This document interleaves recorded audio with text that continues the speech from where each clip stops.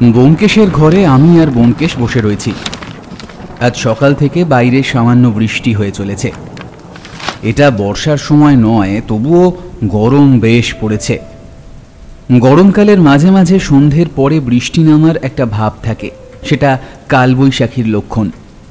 কলকাতা শহরে কালবৈশাখী ঢুকতে শুরু করে দিয়েছে ইতিমধ্যেই। দিনের বেলা বৃষ্টি সচরাচর হয় না, তবুও আজ সকাল থেকেই টিপটিপ করে বৃষ্টি পড়ছে। এমন বৃষ্টির দিনে চায়ের কাপের সাথে গরম গরম খবরের কাগজ না হলে জমে না। আমরা সেটাই করছিলাম, তবে খবরের কাগজে আজকাল খুব বেশি কাজের খবর পাওয়া যায় না, তাই ফড়ফড় করে পাতা উল্টোতে হচ্ছিল। ব্যোমকেশের খবরের কাগজ পড়া হয়ে গেছে। সে নিজের টেবিলে বসে একটা বেশ পুরনো বই খুলে মুখের সামনে ধরেছিল।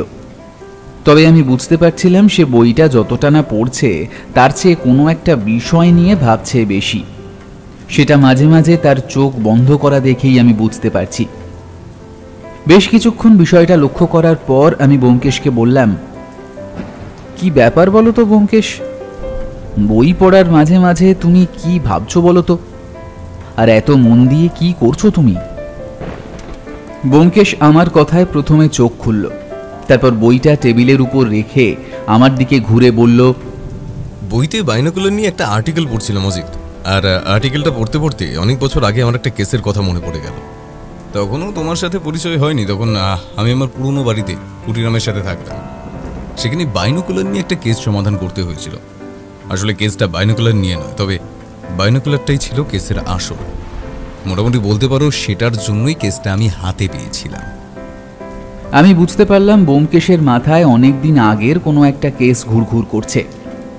এখনই সে বলতে শুরু করবে, তাই আমি বললাম, এই একটু দাঁড়াও, বৌঠানকে ডেকে নিয়ে আসি আর চাটাও বলে দিই, তাহলে চা খেতে খেতে তোমার সেই কেসটা শোনা যাবে।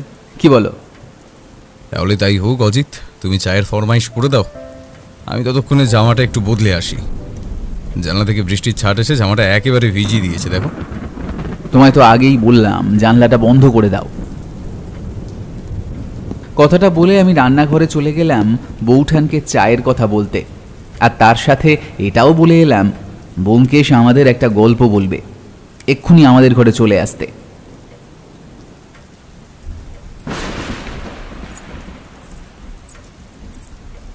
একটু পরেই সত্যবতী 3 কাপ চা আর সাথে কিছু ভাজা পাঁপড় নিয়ে ঢুকলো আমাদের ঘরে।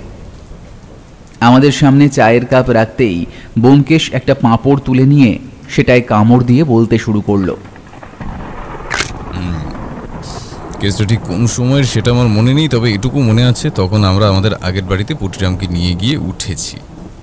সেই যখন অজিতের সাথে আমার প্রথম দেখা হয়, তারও মাসখানেক কিংবা মাস 2 আগের ব্যাপার এটা।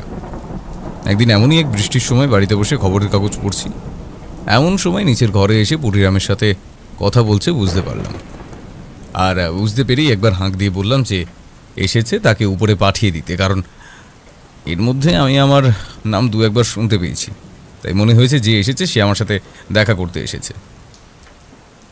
একটু পরেই ঘরের পর্দা ঠেলে ভেতরে ঢুকে এলেন এক ভদ্রলোক, তবে তার পিছু পিছু ঘরে ঢুকে এলো একটা 12-13 বছরের ছেলে। ভদ্রলোকের বরণে সাদা রঙের একটা পাঞ্জাবি, তলায় ধুতি, চোখে চশমা, মাথার উপর সামান্য টাক, মাথার চুল কাঁচা পাকা, মুখে দাড়ির চিহ্ন মাত্র নেই, তবে গোঁফ যা রয়েছে তাও কাঁচা পাকা। ভদ্রলোক ঘরে ঢুকে আমার দিকে তাকিয়ে নমস্কার করে বললেন,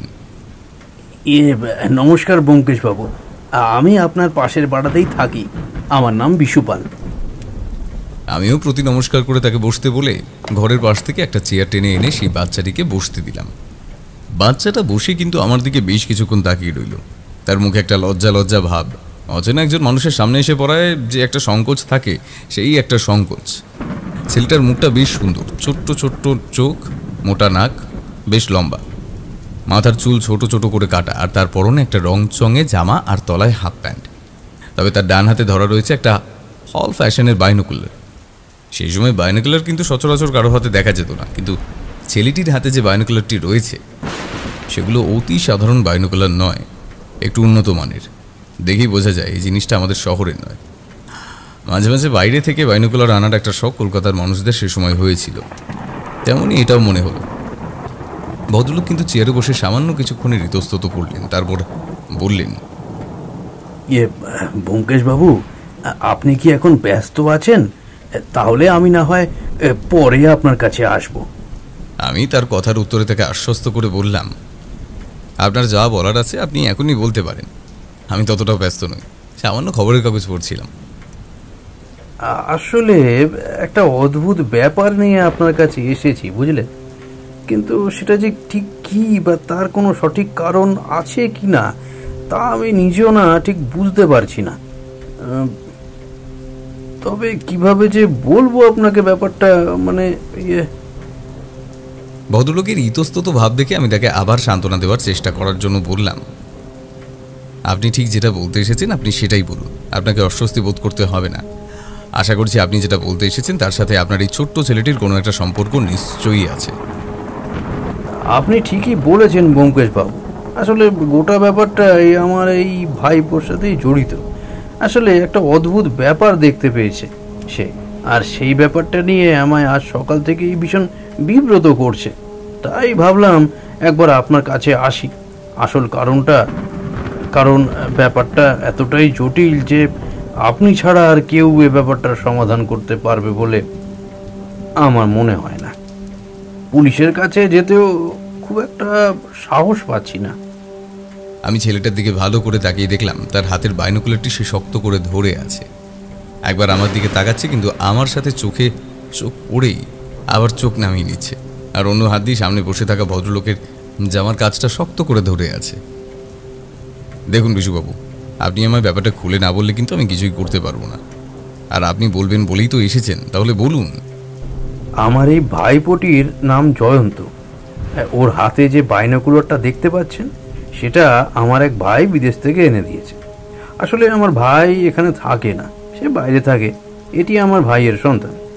তবে ভাইয়ের স্ত্রী বেশ কয়েক বছর আগে মারা যাওয়ার জন্য আমার ভাই ছেলেটিকে এখানে রেখেই বিদেশে চলে যায়। বিদেশে ভাইয়ের কাজ রয়েছে, সেখানে না গেলে তো হবে না। আর আমার এই ভাইপোটি তখন বেশ ছোট, তাই আমি আর আমার স্ত্রী মিলে সিদ্ধান্ত নিই যে আমরা দুজন মিলেই একে মানুষ করব। আমার ভাই বিদেশে থাকুক, তারপর থেকেই জয়ন্ত আমাদের সাথেই থাকে। তবে মাত্র বছরখানেক আগে আমার বউয়ের ক্যান্সার ধরা পড়ে। তাকে বাঁচাতে পারিনি ব্যোমকেশবাবু, সেও মারা গেছে। তারপর থেকে আমি আর আমার এই ভাইপো জয়ন্ত আমার বাড়িতেই থাকি। ওর বাবা বছরে একবার আসে। তারপর সত্যি বলতে ব্যোমকেশবাবু, জয়ন্ত তার বাবার চেয়ে আমাদেরই বেশি ভালোবাসে, বিশেষ করে এখন আমায়, কারণ বাড়িতে তো এখন আমি আর ও ছাড়া কেউ নেই। তো এই বাইনোকুলারটিও পেয়েছে মাত্র মাসখানেক আগে। তারপর থেকেও বাইনোকুলার নিয়ে মাঝে মধ্যেই ছাদে চলে যেত। আমিও বারণ করতাম না, কারণ ছাদের রেলিং সামান্য উঁচুই আছে, সেই রেলিং দিয়েও নিচে পড়ে যাওয়ার কোনো ভয় নেই। তবে ও যদি রেলিং ঘেঁষে দাঁড়ায় তাহলে ওর মাথাটা রেলিংয়ের উপরেই থাকবে। এভাবেই প্রতিদিন ছাদে গিয়ে সময় কাটায়। আমি তখন ঘরে রান্নাবান্না করি ব্যোমকেশবাবু। আসলে আমাদের একটা ব্যবসা রয়েছে, তবে সেটা আমায় দেখতে হয় না, তার জন্য আলাদা লোক আছে। তাছাড়া আমার ভাইও মাসে মাসে কিছু টাকা পাঠায়, সেই সমস্ত দিয়ে আমাদের ভালোই চলে যায়। তো আমার বাড়ি থেকে খুব একটা বেরোতে হয় না। আমি বাড়িতে বইপত্র পড়ি, আর সামান্য আমার আঁকারও একটু শখটক আছে, সেসব করেই সময় কাটে।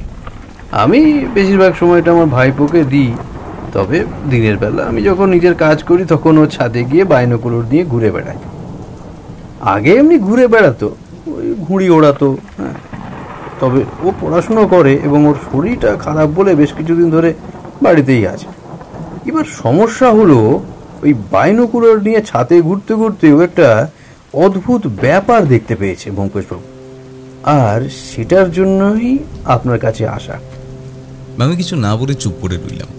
বিশুবাবু একবার তার ভাইপোর মাথার ওপর হাত রেখে বলল, জয়ন্ত, বাবা জয়ন্ত, তুমি নিজের মুখেই ব্যোমকেশবাবুকে বলো তুমি কি দেখেছ, বলো।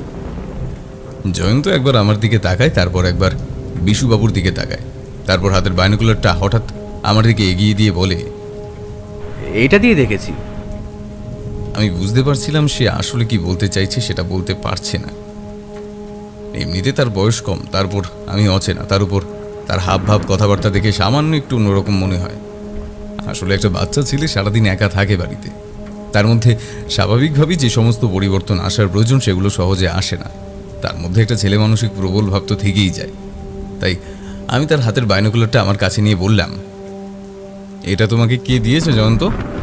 বাবা। আজ সকালে তুমি বাইনোকুলার নিয়ে ছাদে উঠেছিলে? জয়ন্ত এই কথার উত্তর না দিয়ে মাথার নিচের দিকে দুবার ঝাঁকিয়ে আমায় হ্যাঁ জানালো। তারপরে আমি বললাম, বাইনোকুলার দিয়ে আজ সকালে তুমি কি দেখতে পেয়েছিলে মনে করো একবার। জয়ন্ত কিছুক্ষণ আমার দিকে তাকিয়ে রইল, তারপর হঠাৎ মাথা নিচু করে ফেলল।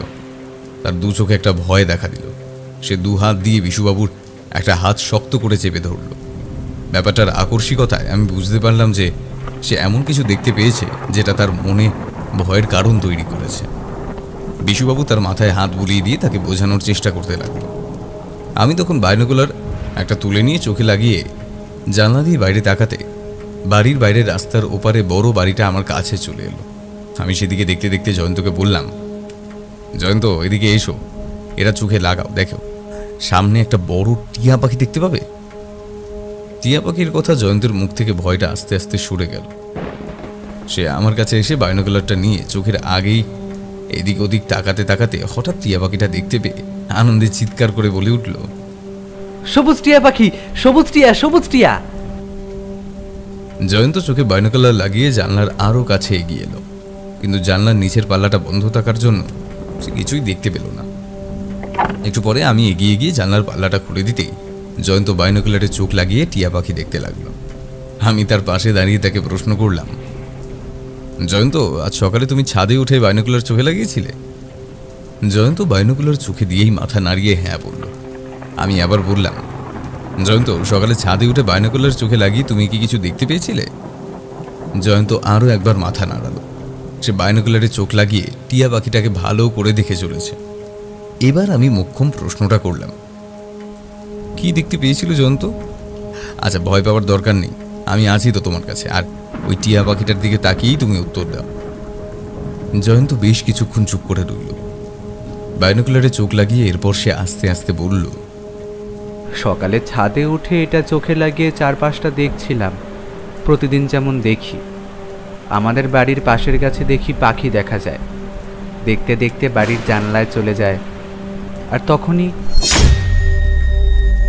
কথাটা বলেই জয়ন্ত চোখ থেকে বাইনোকুলার নামিয়ে ফেলেছে। তার মুখে আবার সেই ভয়ের ভাবটা দেখা দিতে শুরু করেছে।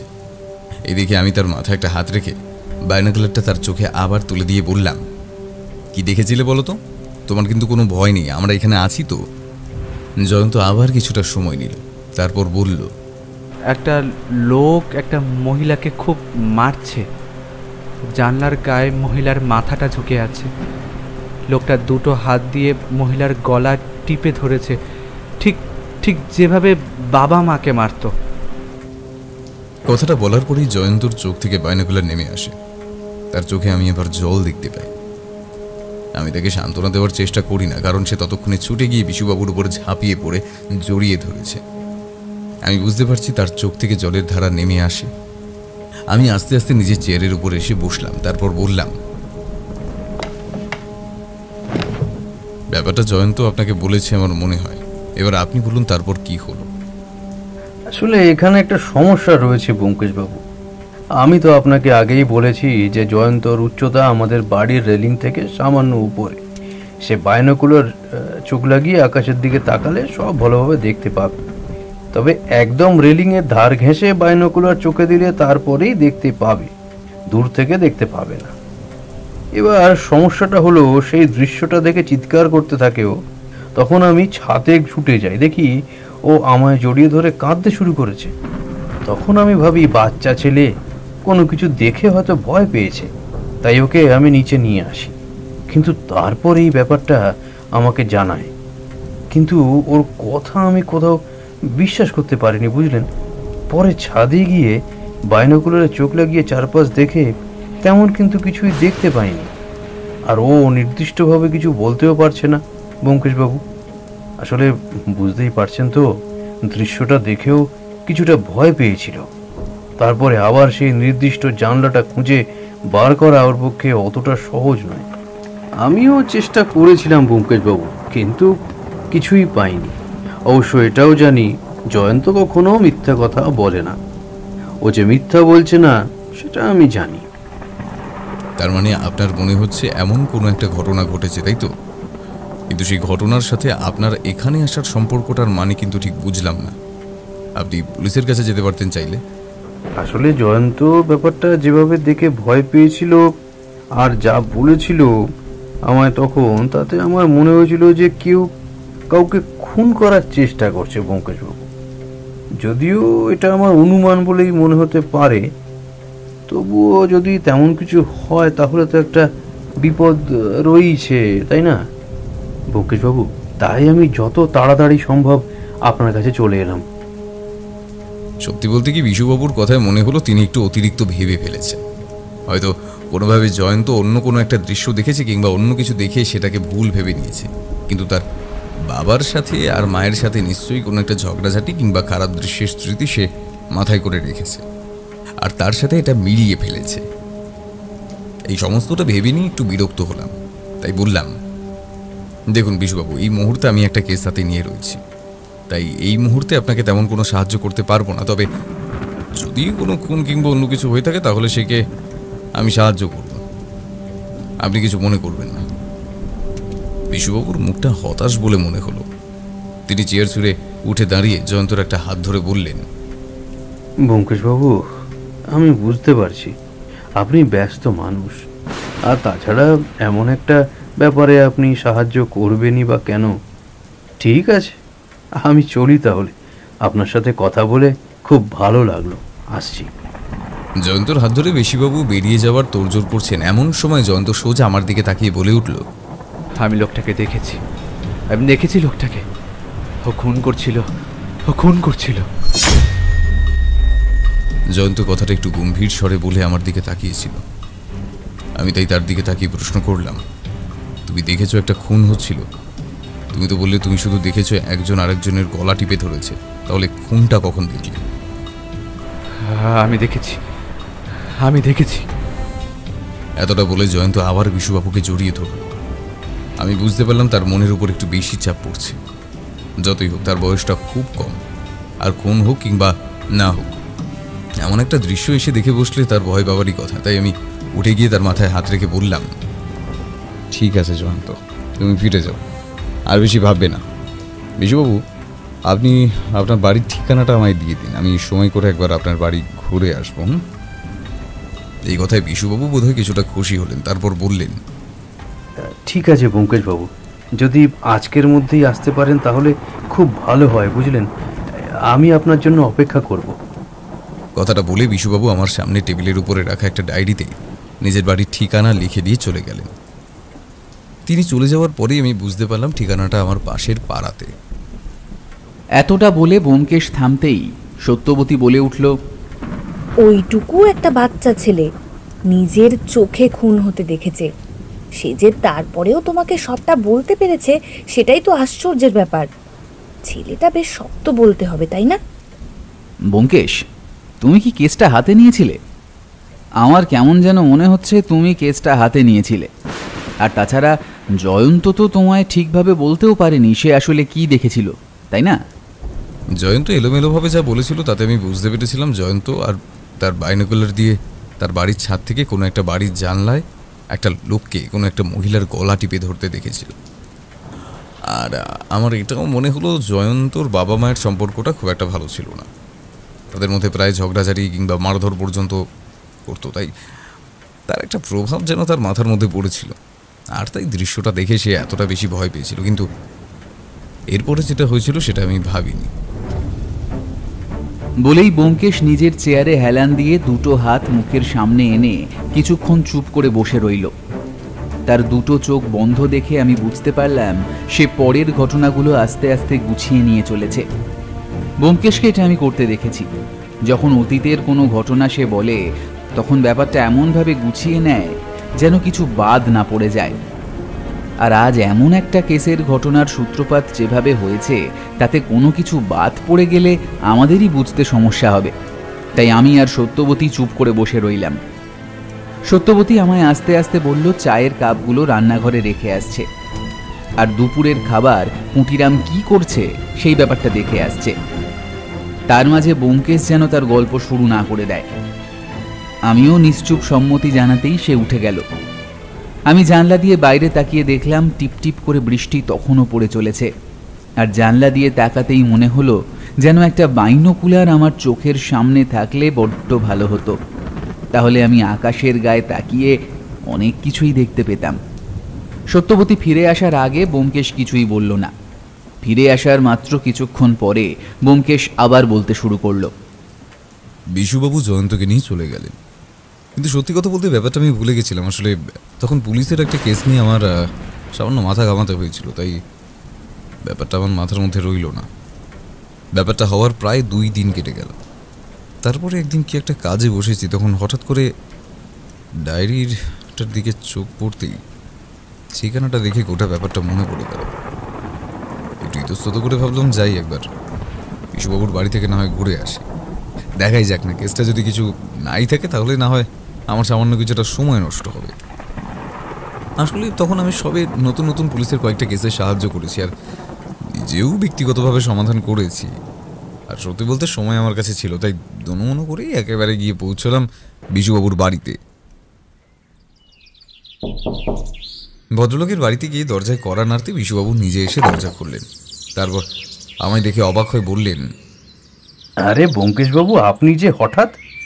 আসলে সেদিন তো আপনি আমার বাড়িতে গিয়েছিলেন, তবে কাজের চাপে আর আসা হয়ে ওঠেনি, তাই আজকে একটু সময় পেয়ে চলে এলাম। ভাবলাম ব্যাপারটা দেখে আসি।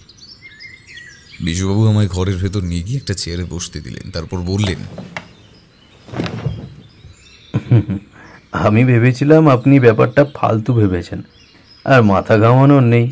সত্যি কথা বলতে কি, এখন আমারও মনে হচ্ছে ব্যাপারটা হয়তো কিছু নয়। বাইনোকুলারে জয়ন্ত হয়তো কোনোভাবে কারুর বাড়ির কোনো ঝগড়াঝাঁটি কিংবা ঝামেলার দৃশ্য দেখেই এমনটা করেছে। তা আপনার ভাইপোটি গেল কোথায়? আপনার বাড়ি থেকে ফিরে আসার সেদিন রাত থেকেই সামান্য জ্বর মতো হয়েছে ওর, বুঝলেন ব্যোমকেশবাবু। আমি ওষুধ দিয়েছি, তবে এখনও ঘুম হচ্ছে। আসুন একবার আপনি নিজেই দেখে যান। বিশুবাবুর সাথে একটা ঘরে গিয়ে ঢুকলাম। আসলে বাড়িটা দোতলা। এই বাড়ির মধ্যে বেশ কয়েকটা ঘর রয়েছে, তবে বাড়িটা পুরনো আমলের তৈরি, মোটা মোটা দেওয়াল থাম, এমনকি কড়িবর্গাও অনেক পুরনো ধরনের। দোতলার ঘরে গিয়ে উঠতেই আমরা জয়ন্তর ঘরে এসে পৌঁছলাম। দেখতে পেলাম বিছানার উপর সে শুয়ে ঘুম হচ্ছে। তার ঘরটা বেশ গুছিয়ে রাখা হয়েছে, তার বিছানার এক পাশে বাইনোকুলারটা রাখা আছে।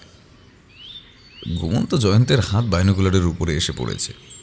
আমি বুঝতে পারলাম বাইনোকুলার হাতে নিয়েই ঘুমিয়ে পড়েছে, আর ঘুমিয়ে পড়ার জন্য সেটা হাত থেকে পাশে পড়ে গেছে হয়তো।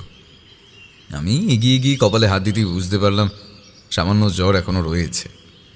আমি তার কাছ থেকে সেটা তুলে ঘর থেকে বেরিয়ে এসে ওনাকে বললাম, আমি যদি এখন আপনার বাড়ির ছাদে গিয়ে উপর থেকে চারপাশটা দেখি তাহলে আশা করি আপনার কোনো আপত্তি হবে না? না না ব্যোমকেশবাবু, আপত্তি কেন হবে? এই আসুন, আপনি এই সিঁড়ি বেয়ে ওপরে চলে যান। আমি বাইরের দরজাটা আর জয়ন্তর ঘরের দরজা বন্ধ করে দিয়ে আসছি। বুঝতেই তো পারছেন, বাড়িতে আমরা একাই থাকি, নিজে থেকে যদি হঠাৎ কেউ ঢুকে পড়ে। আসছি, আপনারা এগোন। বিশুবাবু ঘরের দরজা বন্ধ করে ছেড়ে দিয়ে নিচে নেমে গেলেন। আমি বাসের সিঁড়ি দিয়ে ছাদে উঠে এলাম। ছাদে উঠতেই বুঝতে পারলাম বিশুবাবু সেদিন ঠিক কথাই বলছিলেন। তার রেলিংয়ের উচ্চতা জয়ন্ত প্রায় বুক পর্যন্ত হবে। তাছাড়া বাড়ির চারপাশটায় বেশ বড় সড়ো একটা নারকেল গাছ, এমনকি অন্য গাছপালা রয়েছে। এদিককার বাড়িগুলো প্রায় দোতলা। এখান থেকে জয়ন্ত যে সেদিন কোনো বাড়ির জানাটা দেখেছিল সেটা বোঝা কিন্তু বেশ মুশকিল। আমি ছাদের উপর এদিক ওদিক ঘুরে বেড়াচ্ছি, এমন সময় নিচ থেকে বিশুবাবু উপরে উঠে এলেন। আর তার সাথে দেখতে পেলাম তার সাথে উঠে এসেছে ঘুম ঘুম চোখে জড়ানো জয়ন্ত। আমায় দেখেই বিশুবাবু বললেন, আর বলবেন না, আমি বাইরের দরজা বন্ধ করে ওর ঘরে গিয়ে মাথার কাছে বালিশটা ঠিক করতে গেছি, দেখি উঠে পড়েছে। তা আপনি এসেছেন, আমি সেটা বলতেই বললো ছাদে আসবে। আর কি করা বলুন, জ্বরটা এখন একটু কমে এসেছে, তাই আর আপত্তি করলাম না। না না ঠিক আছে। আর ও না এলে আমি তো বুঝতে পারতাম না ঠিক কোন বাড়ির জানলা কিংবা কোথায় ব্যাপারটা দেখেছিল। জয়ন্ত আমার দিকে আস্তে আস্তে এগিয়ে এলো। তার দুটো চোখ সামান্য লাল হয়ে আছে। জ্বর এখনো পুরোপুরি ছেড়ে যায়নি। আমার কাছে এসে আমার দিকে হাত বাড়িয়ে বাইনোকুলারটা চাইল। আমি সামান্য হেসে তার হাতে বাইনোকুলারটা দিতেই বাইনোকুলারে চোখ লাগিয়ে রেলিংয়ের সামনে গিয়ে দাঁড়ালো। আমি বুঝতে পারছিলাম যে কিছু একটা সে খুঁজে চলেছে। বেশ কিছুক্ষণ এভাবে খোঁজার জন্য আমি আর বিশুবাবু ওর মুখ চাওয়াচাওয়ি করে চুপ করে দাঁড়িয়ে দেখতে লাগলাম। জয়ন্ত কিন্তু ছাদের চারপাশে ঘোরাঘুরি করছে না, একটা নির্দিষ্ট জায়গায় দাঁড়িয়ে দেখে চলেছে। মানে তার মনে আছে সে এখানে দাঁড়িয়ে সেদিনের ঘটনাটা দেখতে পেয়েছিল। আমরা অপেক্ষা করতে লাগলাম। সত্যি বলতে আমি কেমন যেন অধীর আগ্রহে অপেক্ষা করছিলাম আর সেই জানলাটা খুঁজে পাওয়ার জন্য। একটু পরেই দেখতে পেলাম অনেকগুলো দোতলা বাড়ি এদিকে ওদিকে ছড়িয়ে ছিটিয়ে রয়েছে। আসলে বাড়িটা পুরনো হওয়ায় দোতলার ছাদ সামান্য উঁচু, আর সেই কারণেই বোধহয় বাকি বাড়িগুলো দোতলা হলেও তাদের মোটামুটিভাবে দেখা যায়। আমি জয়ন্তর পাশে গিয়ে দাঁড়িয়ে আস্তে আস্তে মাথা নিচু করে প্রশ্ন করলাম, খুঁজে পেয়েছো? এখন জানলাটা বন্ধ আছে, তুমি বাইনোকুলারটা নাও, তাহলেই দেখতে পাবে। আমি তার হাত থেকে বাইনোকুলার নিলাম, চোখে লাগালাম, কিন্তু এভাবে বোঝা সম্ভব না। বাইনোকুলারটা একটা বেশ উন্নত, তাই অনেক দূরের জিনিসটাও সামনে চলে আসে, কিন্তু সে ঠিক কোন জানলাটার কথা বলছে তা বুঝতে পারলাম না। আমি চোখ ঘোরাতেই আমার চোখে 3টে বাড়ির বন্ধ জানলা পড়ল। আমি তাই প্রশ্ন করলাম, একতলার ঘর না দোতলার ঘর জয়ন্ত? জয়ন্তের দিকে আমি তাকাইনি। আমি বাইনোকুলারে চোখ রেখেছিলাম। জয়ন্ত একটু সময় নিয়ে বলল, দোতলার ঘর দেখো, বাড়িটার ছাদের উপর একটা লাল রঙের ঘুড়ি আটকে রয়েছে। এবার গোটা ব্যাপারটা আমার কাছে সামান্য পরিষ্কার হয়ে এলো। জয়ন্ত হয়তো বাইনোকুলারে চোখ লাগিয়ে ঘুরিয়ে দেখছিল। আকাশে দেখতে দেখতে লাল ঘড়িটা কোনোভাবে তার চোখে পড়েছে, আর সেটা দেখতে গিয়েই ঘটনাটা তার চোখে পড়েছে। আমি একটু এদিক ওদিক তাকাতেই বাড়িটা এবার আমার চোখে পড়ল। লাল রঙের ঘড়ি বাড়িটার উপরে একটা তারে আটকে রয়েছে। বোধহয় জামা কাপড় মেলার জন্য যে তার ব্যবহার করা হয়নি, তেমনি তার এবার জানলাটাও আমার চোখে পড়ল। জানলাটা এখন বন্ধ রয়েছে। সে বাড়িটাও একটু পুরনো ধরনের। বাইনোকুলারে স্পষ্টভাবে বাড়িটার দেওয়াল দেখা গেল। দেয়ালের সাদা রং করা হয়েছিল কোনো এক সময়, এখন সেই রংটা আকাশি হয়ে গেছে। এখানে ওখানে শ্যাওলা জমেছে, কালো হয়ে এসেছে। সেই জানলাটা ভালো করে দেখলাম এবং তার আশেপাশের কয়েকটা জায়গা ভালো করে দেখে নিলাম, যাতে সেখানে গিয়ে পৌঁছলে আমার চিনতে সুবিধা হয়। তারপর বাইনোকুলার থেকে চোখ নামিয়ে জয়ন্তর দিকে তাকিয়ে বললাম, ধন্যবাদ জয়ন্ত, যদি কিছু হয়ে থাকে তাহলে সে ব্যাপারটা আমি খুঁজব। বলে বাইনোকুলারটা তার হাতে দিয়ে তার মাথার চুল সামান্য ঘেটে দিয়ে বিশুবাবুর কাছে এসে বললাম, আপনি চিন্তা করবেন না, পুলিশে আমার একজন চেনার লোক রয়েছে, আমি তাকে দিয়ে ব্যাপারটা খোঁজ করছি। যদি তেমন কিছু হয় তাহলে আপনাকে জানাবো। সত্যি বলছি বিশুবাবু, ব্যাপারটা প্রথমে আমার তেমন কিছু মনে হয়নি, কিন্তু এখন কেমন যেন মনে হচ্ছে আসলেই কিছু একটা ঘটেছে। ব্যোমকেশ কথা শেষ করতেই আমি আর সত্যবতী দুজনেই ব্যোমকেশের দিকে তাকিয়ে রইলাম। ব্যোমকেশ কথার প্রসঙ্গ বদলে নিয়ে বলল, বারবার দেখেছি কোনো কেস হাতে দেওয়ার পরে সেই ব্যাপারে আমার অনুমান বেশিরভাগ ক্ষেত্রেই মিলে যায়। বাড়িটা দেখে এবং কেমন যেন আমার মনে হয়েছিল আসলেই সেখানে কিছু একটা ঘটেছে। সেদিন জয়ন্ত যা দেখেছিল তা ভুল নয়। বিশুবাবুর বাড়ি থেকে বেরিয়ে আমি বাড়ি ফিরে এলাম। তারপর টেলিফোনে রাখালকে সমস্ত ব্যাপারটা জানালাম। রাখাল একটু ইতস্তত করে বলল, দেখো ব্যোমকেশ দা, প্রথমত কারোর বাড়ি জানালায় এভাবে উঁকি মারাটা ঠিক নয়। যেহেতু কাজটা একটা বাচ্চা ছেলে করেছে, তাই সেক্ষেত্রে তেমন কিছু হবে না, কিন্তু কারণে আমরা একটা বাড়িতে গিয়ে খোঁজ খবর নিতে পারি না। আর তাছাড়া ব্যাপারটা এমন হতে পারে কোনো ঝামেলা কিংবা ঝগড়ার সময় এমনটা ঘটেছে, তারপর ব্যাপারটা মিটে গেছে। সেক্ষেত্রে পুলিশ কিছুই করতে পারে না যদি না কোনো অপরাধ প্রমাণ হয়ে থাকে। আমি তোমায় এক্ষুনি কোনো অ্যাকশন নিতে বলছি না রাখাল, আমি শুধু বলছি তুমি ব্যাপারটা একটু খোঁজ নাও। আমি নিজেও খোঁজ নিচ্ছি সেই বাড়িতে ভদ্রলোক আর ভদ্রমহিলা দুজনেই স্বাভাবিক আছেন কিনা, সেই ব্যাপারটা আমি জানতে চাইছি। আর যদি তেমন কিছু মনে হয় তখন না হয় সে বাড়িতে যাওয়া যাবে। ঠিক আছে, তুমি যখন বলছো তাহলে আমি চেষ্টা করছি। তবে পুলিশ যদি সরাসরি গিয়ে খোঁজ খবর করে তাহলে কোনো অপরাধ হয়ে থাকলেও সেটা চাপা দেওয়ার চেষ্টা করা হবে। তার চেয়ে বরং তুমি নিজে একবার খোঁজ খবর করে দেখো, তারপর প্রয়োজন হলে আমায় জানিও। তোমাদের আগেই বলেছি সেই সময় রাখালের সাথে আমার কাজের শত্রু ছাড়াও একটা প্রায় বন্ধুত্বের মতো সম্পর্ক ছিল। সে যেমন আমায় আমার কিছু সাহায্য করতো, তেমনি আমিও পুলিশের হয়ে তার কাছে সাহায্য করতাম। তাই তার কথাটা আমার মনে ধরলো। আমি খোঁজ খবর নেওয়া শুরু করলাম। এখানে সমস্যা হয়ে দাঁড়ালো খোঁজ খবর কি করে নেব। সরাসরি সেই বাড়িতে গিয়ে তো আর বলতে পারি না আপনার বাড়ি থেকে সবকিছু ঠিক আছে কিনা, আপনাদের মধ্যে কি কোনো ঝগড়াঝাটি কিংবা ঝামেলা হয়েছে। আর তাছাড়া আপনার স্ত্রীকে আমি একবার দেখতে চাই, এমনটা হওয়া সম্ভব নয়। তাই আমি অনেক ভেবে চিন্তে অন্য একটা রাস্তা ধরলাম। আমি প্রথমে একদিন সে বাড়ির কাছে গিয়ে বাড়িটা ভালো করে চিনে রাখলাম। তারপর তার আশেপাশের কয়েকটা বাড়িতে খোঁজ খবর নিলাম। খোঁজ খবর নিতেই কিন্তু জানা গেল সে বাড়িতে ওই ভদ্রলোক আর ভদ্রমহিলা ছাড়া আর কেউ থাকে না। ভদ্রলোকের নাম অবিনাশ রায় আর ভদ্রমহিলার নাম পার্বতী রায়। ভদ্রলোকের সাথে ভদ্রমহিলার বেশ ঝগড়াঝাটি প্রায় লেগেই থাকে, এমনকি ভদ্রলোক ভদ্রমহিলাকে রীতিমতো মারধরও করেন। তবে এই সমস্ত ব্যাপারে বাইরের লোক তেমন কিছু বলতে পারে না, তুমি জানোই তা, তাদের নিজেদের ব্যাপার, তাই তারা মাথা ঘামায় না। তবে বেশ কিছুদিন ধরে বাড়িটা থেকে ভদ্রলোক কিংবা ভদ্রমহিলাকে কাউকেই দেখা যায়নি। ব্যাপারটা শুনতেই আমার হঠাৎ কেমন যেন মনে হলো ব্যাপারটা সহজ নয়, কোনো একটা কিছু ঘটেছে, আর সেই কারণেই ও তাদের বাড়ির বাইরে দেখা যাচ্ছে না।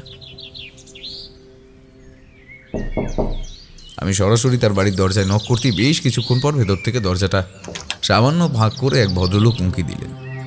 আমি বুঝতে পারলাম ইনি অবিনাশ রায়, তাই বললাম, অবিনাশবাবু, আমি আপনার এখানে নতুন ভাড়াটে হয়ে এসেছি। ওই যে সামনে বাড়িটা রয়েছে সেই বাড়িতে ভাড়া এসেছি, তাই আপনার সাথে একবার দেখা করতে এলাম। ভদ্রলোকের মুখ দেখে কেমন যেন মনে হলো তিনি আমার উপর সন্তুষ্ট হননি।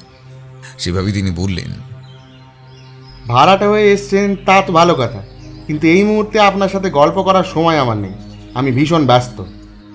কথাটা বলেই তিনি দরজাটা বন্ধ করে দিতে চাইলেন। তার আগে আমি বললাম, আপনার স্ত্রীকে দেখছি না তো, আপনার স্ত্রী কি বাড়িতে নেই?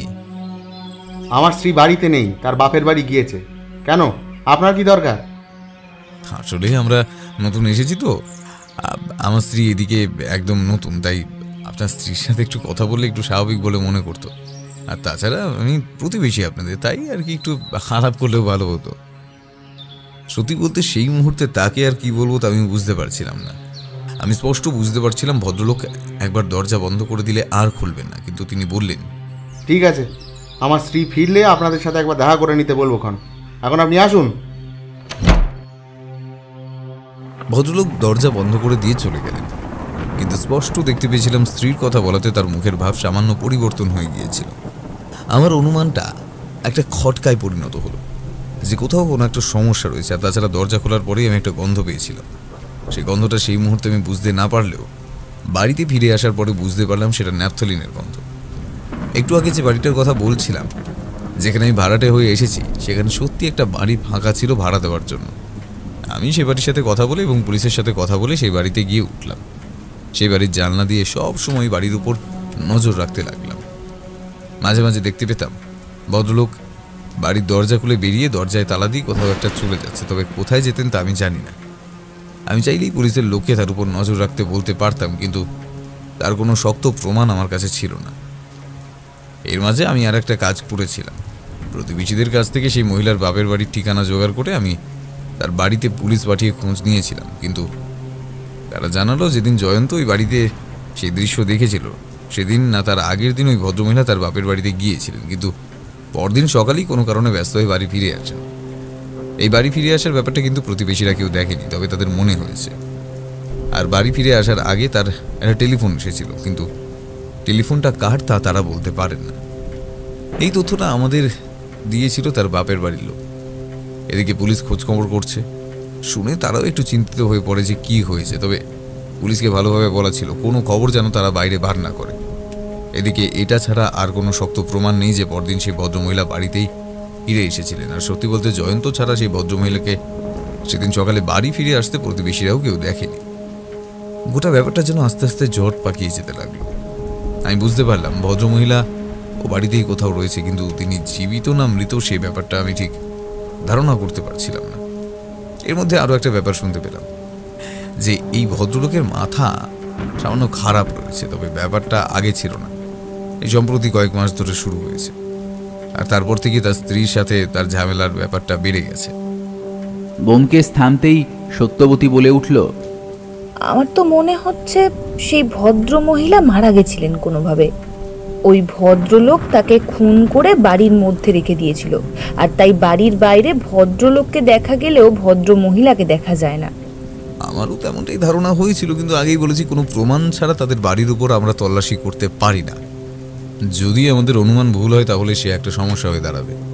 তবে আমার অনুমানের কয়েকটা কারণ ছিল, তাই আমি রাখালকে বলে আমি যে ঘরে ছিলাম সেই ঘরে 2জন পুলিশ কনস্টেবলের ব্যবস্থা করেছিলাম। সাথে সাথেই অন্য একটা ব্যাপার ঘটেছিল। সে ভদ্রলোকের দিনের বেলায় বাড়ি থেকে বেরোনো একদম বন্ধ হয়ে গেছিল। আমি কোনো রকমে রাখালের সাথে যোগাযোগ করে সেদিন রাতেই রাখালকে ওই বাড়িতে আসতে বলে দিয়েছিলাম। তারপর সন্ধ্যের পর থেকে আমরা দুজনে মিলে নজর রাখতে শুরু করব। সেদিন সন্ধ্যে থেকে নজর রাখতে শুরু করলাম। আমার ষষ্ঠ ইন্দ্রিয় কেমন যেন আমায় জানান দিয়েছিল আজ রাতে কিছু একটা ঘটবে, তাই রাখালের আপত্তি সত্ত্বেও তাকে নিয়ে আমি সেখানে অপেক্ষা করছিলাম।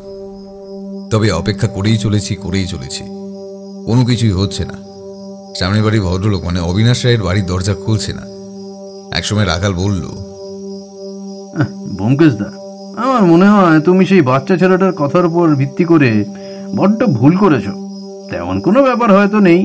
আমার মনে হয় ভদ্রমহিলা অন্য কোথাও গেছেন কিংবা বাড়িতেই আছেন, কোনো কারণে তিনি বাইরে আসছেন না, এমনটা তো হতেই পারে।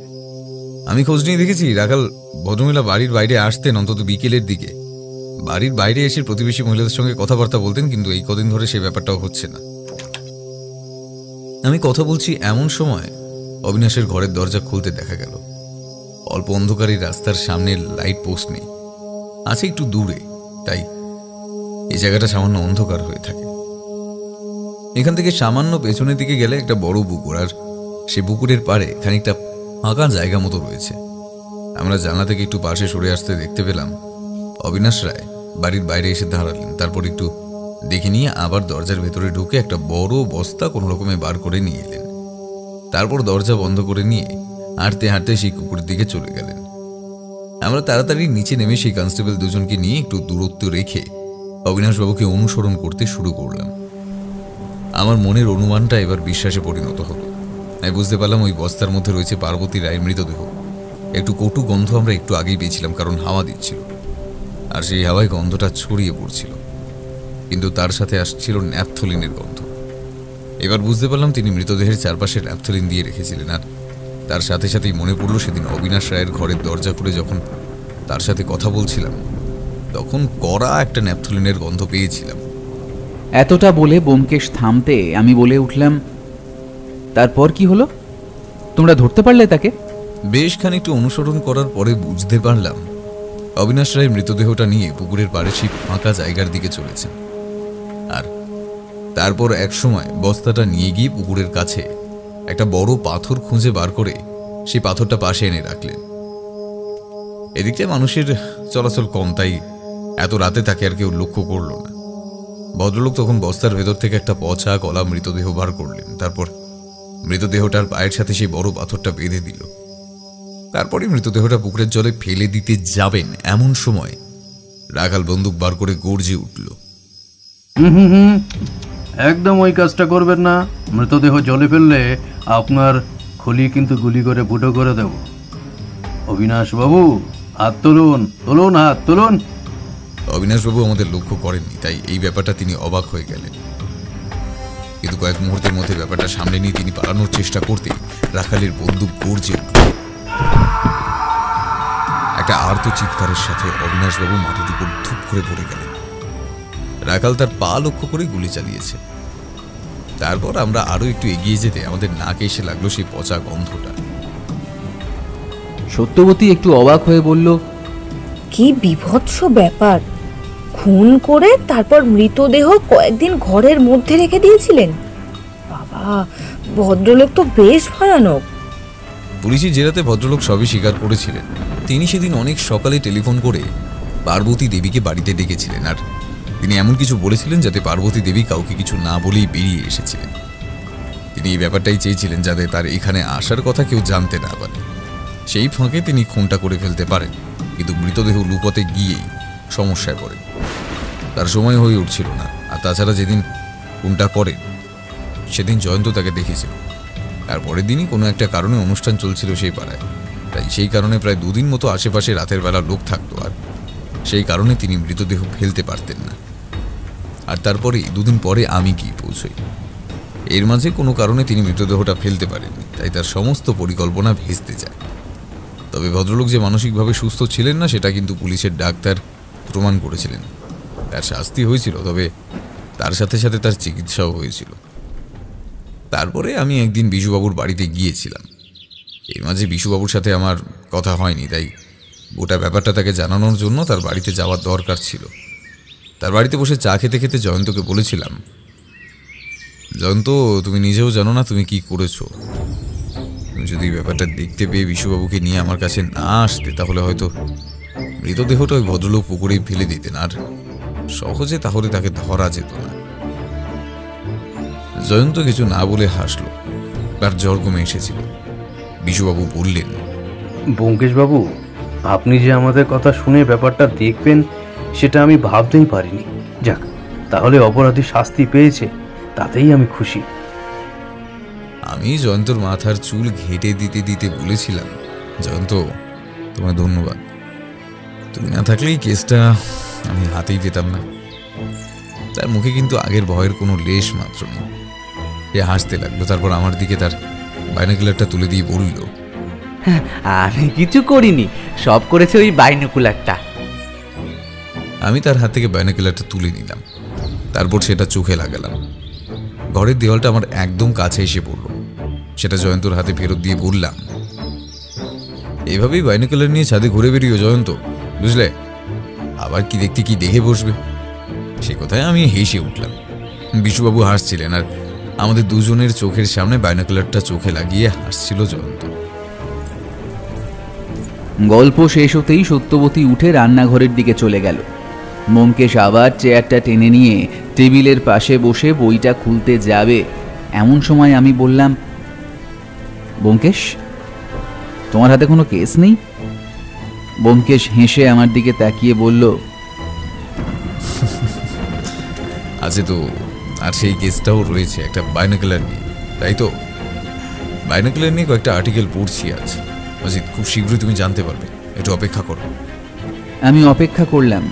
তবে বাইরের বৃষ্টিটা ঠিক তখনই একটু জোরে নেমে এলো।